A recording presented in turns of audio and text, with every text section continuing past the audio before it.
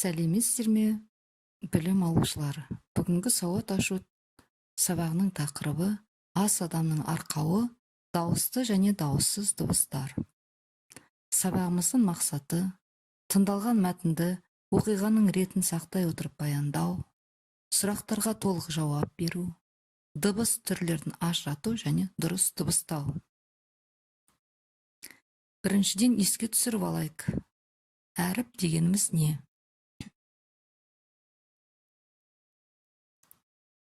Дыбыс дегеніміз не?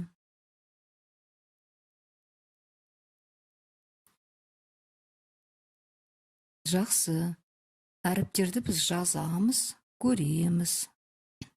Ал дыбыстарды айтамыз және естиміз. Қандай дауысты дыбыстарды білесіңдер? Дұрыс. Қандай дауыссыз дыбыстарды білесіңдер?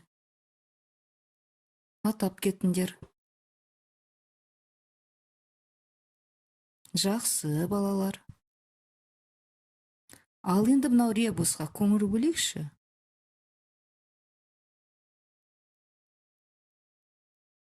Қандай мақал шықты? Дұрыс, ас атасы нан. Бұл мақалды қалай түсінесіңдер?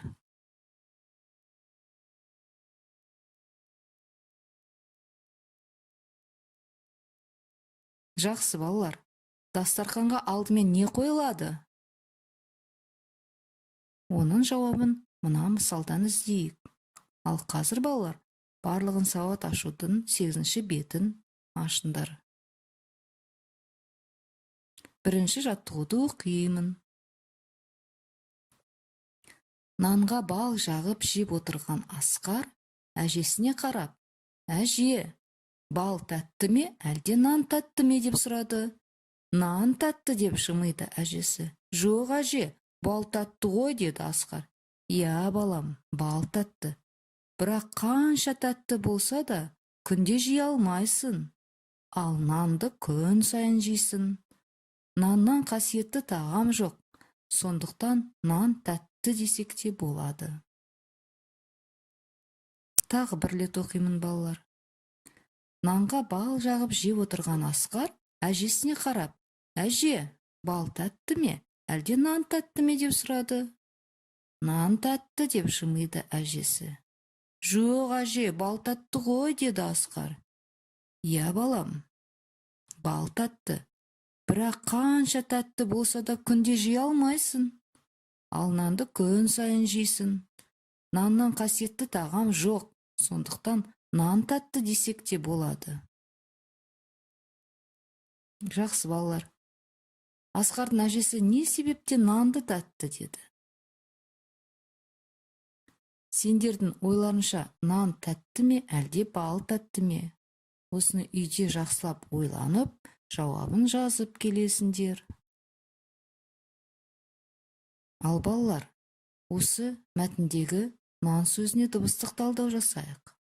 Нан, бір буын, 3 әріп, 3 дыбыс бар. Бір дауысты дыбыс, 2 дауыссыз дыбыстан тұрады. Н, дауыссыз дыбыс. А, дауысты дыбыс. Н, дауыссыз дыбыс. Балалар, қазақ тілінде дыбыстар 2-ге бөлінеді. Дауысты дыбыстар ауыздан кедергіге ұшырамай еркін шығады және созылып айтылады. Ал дауыссыз дыбыстар ауыздан кедергіге ұшырап барып шығады. Дауысты дыбыстар дегеніміз олар: А, Ә, Е, О, Ö, О, Ö, А, Ә, И, У.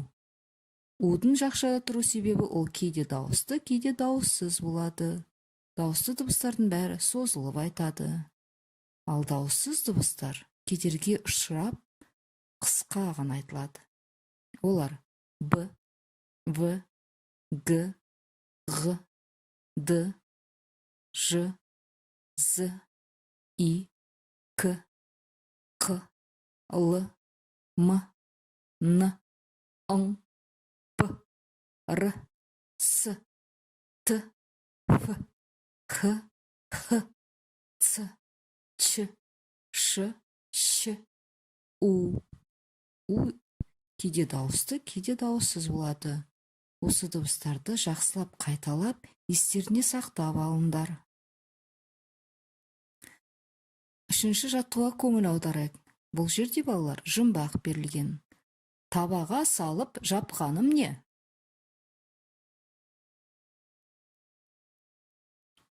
Дұрыс айтасыңдар, ол таба нан. Кілегей шайқап алғаным не? Өте жақсы, ол май екен. Ал сөреге кептіріп жайғаным не?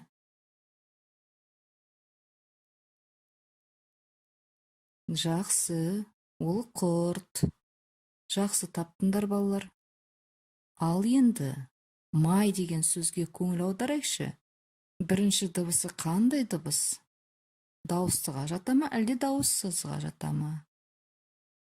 Нан дегенде қай дыбыстан басталып тұр? Жақсы. Ал құрт сөзі қай дыбыстан басталып тұр?